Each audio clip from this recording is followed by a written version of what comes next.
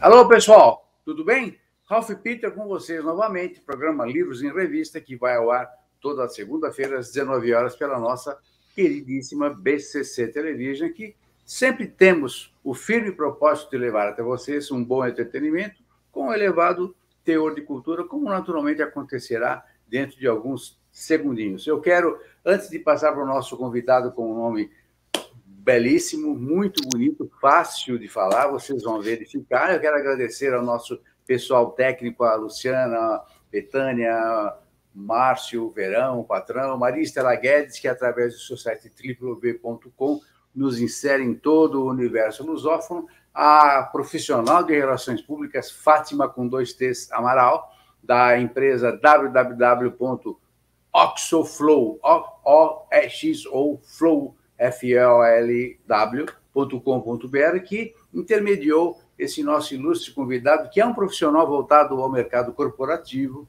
dirigiu várias empresas pelo mundo, professor de importantes entidades e lançou recentemente, nos está dando a galhardia de praticamente lançar no programa o Invente Seu Lado I, a arte de inovar numa época de incertezas, no qual bate firme na tecla do intraempreendedorismo.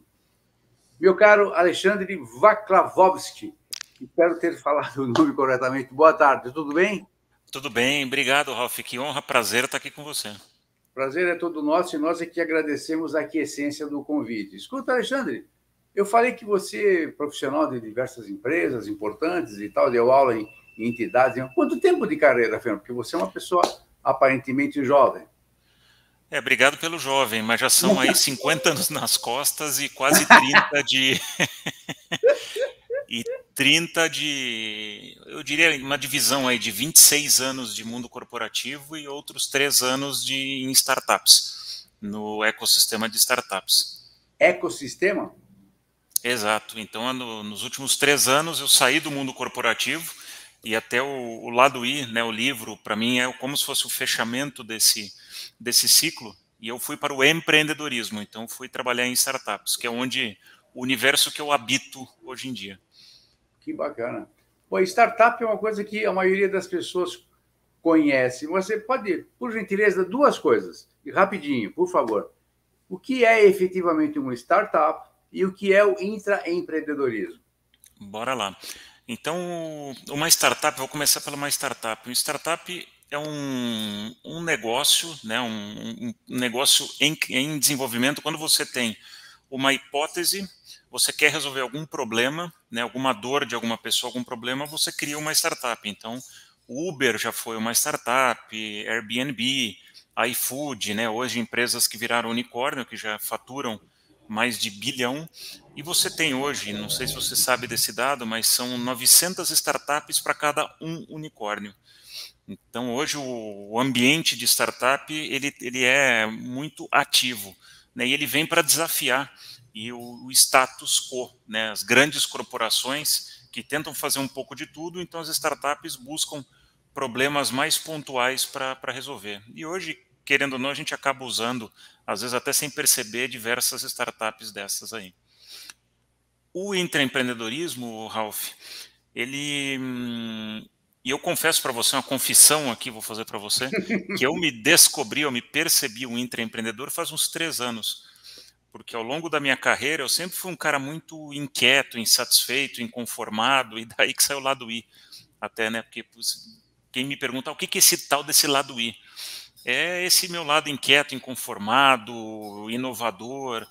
E 3 anos atrás eu me defrontei aí com esse intraempreendedorismo, que nada mais é do que uma modalidade de empreendedorismo que ainda era muito pouco codificada, que é aquela modalidade de empreendedorismo praticada dentro das empresas tradicionais, né? Independente se é uma empresa tradicional pequena, média, grande, mas uma empresa que já tem políticas, rituais, processos. Então é diferente o empreender numa startup e o intraempreender ou o empreendedorismo corporativo dentro de uma empresa estabelecida.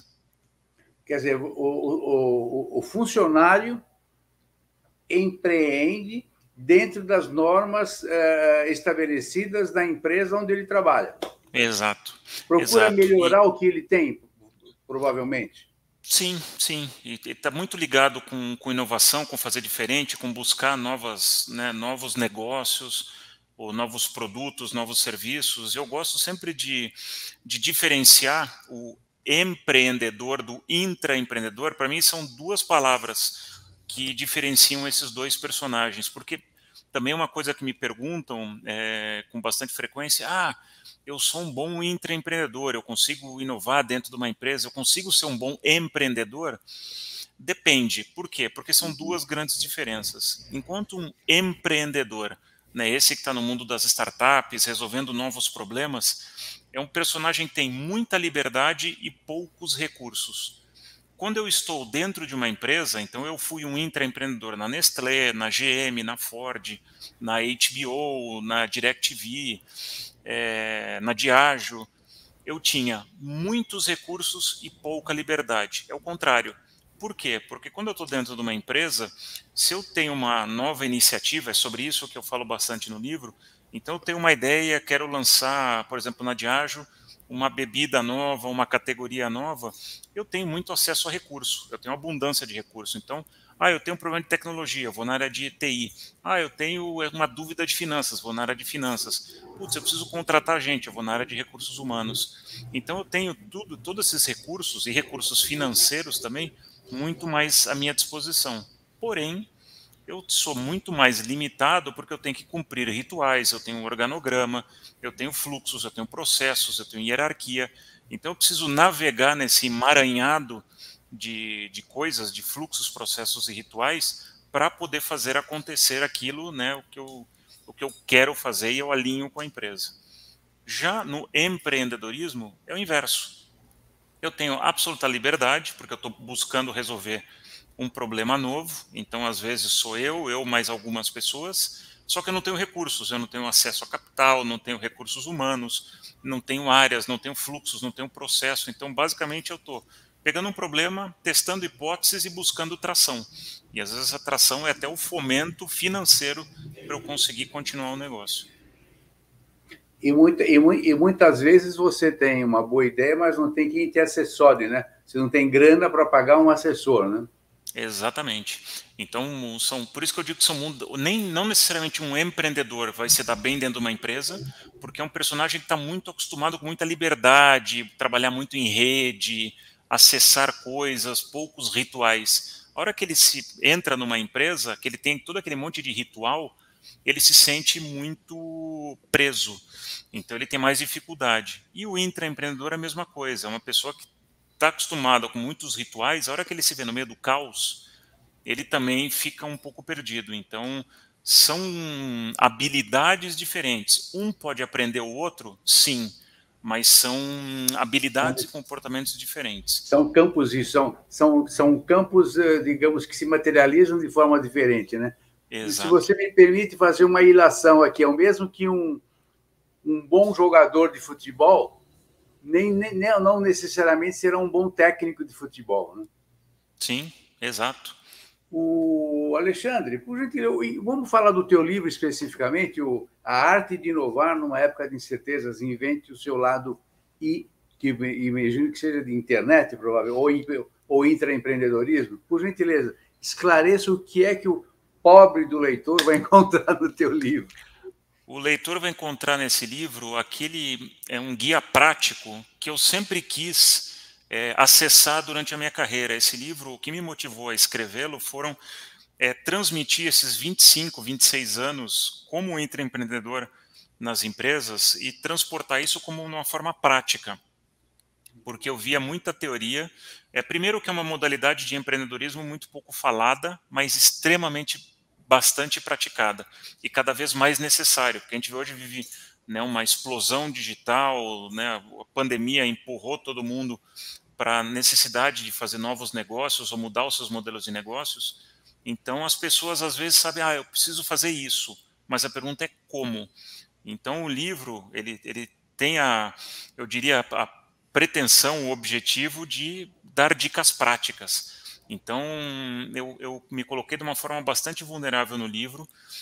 No processo desse livro eu conversei com 300 pessoas também, além dos 26 anos de experiência prática, fazendo, né, mão na massa, nessas empresas, e eu trouxe 8 dessas pessoas também para corroborar aquelas, através de cases, através de dicas práticas. Então, é quase aquele manual prático de, olha, eu estou aqui dentro da empresa, cara, eu não sei o que fazer para inovar, para fazer uma transformação digital, para trazer uma mentalidade empreendedora para o meu negócio. O que eu faço? Vem para o lado I. E o lado I é para aquelas pessoas que têm aquela inquietação, insatisfação, inconformismo, né? Aquele espírito do intraempreendedor, que é uma pessoa que quer fazer, mas muitas vezes não sabe como. Esse livro é o como. O Alexandre, no caso de uma pessoa que, como você qualifica como inquieta, que tem boas ideias e que está insatisfeita com o status quo e tal, tem uma boa ideia, só que ele não tem grana, não tem um bom caminho para palmilhar. Não seria o caso, então, de levar a sua ideia para uma startup, por exemplo? Eu acho que tem, Rafa, um bom ponto. E, acho que você tem 2 caminhos. Naquilo que eu falei, nem todo intraempreendedor vai ser um bom empreendedor. Porque às Pois vezes é. você tem pessoas que têm habilidades muito boas e de navegar em ambientes extremamente políticos, como são as empresas. E pouca habilidade de navegar em ambientes muito caóticos e desorganizados, como é o mundo de startup. Então, a hora que eu fiz essa migração, né, que eu saí de 25, 26 anos, de ambientes muito organizados para um absolutamente caótico, e houve um choque de cultura, mas eu curti isso. Então, tem que ver se a pessoa quer fazer isso. Mas hoje os negócios, né, as empresas, estão extremamente carentes. Eu vejo, né, um outro objetivo também do livro. Ao longo da minha carreira, eu vi muitas empresas buscando consultorias, buscando ajuda fora, e muitas vezes eles têm um exército de intraempreendedores que estão pedindo, pelo amor de Deus, para serem ativados dentro da empresa. Então, o livro também ele fala como ativar o empreendedorismo dentro da empresa. Porque às vezes o que você precisa está lá dentro, basta dar caminho, basta dar pista, e essas pessoas te ajudam bastante. Perfeito. Agora, a impressão que eu tenho, eu também já fui empresário, eu tenho meus negocinhos aí, pequenos e tal, tarará, mas me fala uma coisa, a impressão que eu tenho é que o brasileiro, ou o sul-americano de uma forma geral, ele é um empreendedor nato. Todo brasileiro quer ser o seu próprio patrão. Uhum. A maioria dos caras que eu conheço, eu tenho isso, eu vou fazer aquilo, e sonham, e eu acho isso muito bonito, muito legal, até porque é verdadeiro. Mas o que os caras quebram a cara é uma coisa impressionante. Muito, inclusive, por desconhecerem as leis dos caminhos que eles estão buscando, porque o Brasil é um país que as leis afloram assim como a água da mina, né? É uma coisa impressionante. Parece que tudo flui para te prejudicar, para impedir o teu progresso, infelizmente. Não estou fazendo aqui um proselitismo, não, nada disso. É uma realidade, infelizmente, é uma realidade. Nos 3 estágios, tanto municipal, estadual e federal. É um negócio incrível. Então, tanto que tem advogados especializados nessa área justamente para te dar um apoio, te dar um suporte. Você acha que os negócios que fecham, e são muitos que fecham, cada 10 que abrem, 8, 6 ficam só 4, 2, 3 anos no máximo e tal. Uns por incompetência, outros por falta de grana, outros por consequências naturais, inclusive de pandemia. O que você acha? Isso sim é um desafio, né, para o empreendedorismo, mas eu te diria, Ralph, eu acho que até um passo antes, o Brasil sim é um ambiente muito complexo, mas a gente tem hoje um ambiente empreendedor, né, um ambiente de fomento às startups. Então hoje a gente tem capital abundante para investimento, a gente tem grandes aí aceleradoras e um ambiente como Cubo do Itaú e Nova Brado Bradesco, Distrito, né, que são grandes casas aí entre outras que ajudam, né, o próprio Senac, né, do Sistema S, dá bastante apoio aí na construção dos negócios e, né, na preparação dos negócios para prosperarem. Tem os fatores humanos, né, não necessariamente você às vezes se alia com as melhores pessoas. Tem um tema também de tração, porque você precisa gerar caixa, e o principal tema aí de uma startup no começo é caixa, porque senão você não consegue sobreviver e você também não vai levantar capital se você não prova o teu negócio, né, que é o famoso MVP, o Minimum Viable Product. Então você tem que provar que, né, teu Product Market Fit, ó, eu tenho um produto, entendo um problema de consumidor, tenho um produto relevante e consigo tração, né, consigo obviamente vendas, independente seja B2B ou B2C. Já no mundo das empresas, eu diria que o principal entrave ou obstáculo para o intraempreendedorismo é a aversão à falha. A gente tem nos negócios aí mais tradicionais muito pouco acolhimento da falha. A gente está acostumado, habituado numa empresa grande de evitar falha, de sair correndo dela. E a inovação, o empreendedorismo, ele sempre vai acontecer aonde a gente vai correr riscos e vai acolher, né, a falha, porque é parte do processo. Não existe inovação sem risco. E às vezes as empresas, né, me questionam, puxa, por que eu não consigo inovar? Porque você não tem tolerância a risco, porque você não acolhe a falha. Então você quer tudo perfeito, você só lança determinado produto no mercado quando você tem quase 100% de certeza que ele não vai dar ruim. E uma startup, hoje ela vai para o mercado, se 50% já tem uma boa chance, ela testa, roda, não funciona, volta, retrabalha, lança de novo, até ela chegar no produto ideal. Então aí tem um ponto que as empresas podem aprender bastante com as startups. Quantos bons negócios que estão por aí que já falharam algumas vezes antes de serem lançadas ou quando lançadas, né? Meu caro Alexandre, então, o teu livro esclarece tudo isso que nós estamos pensando.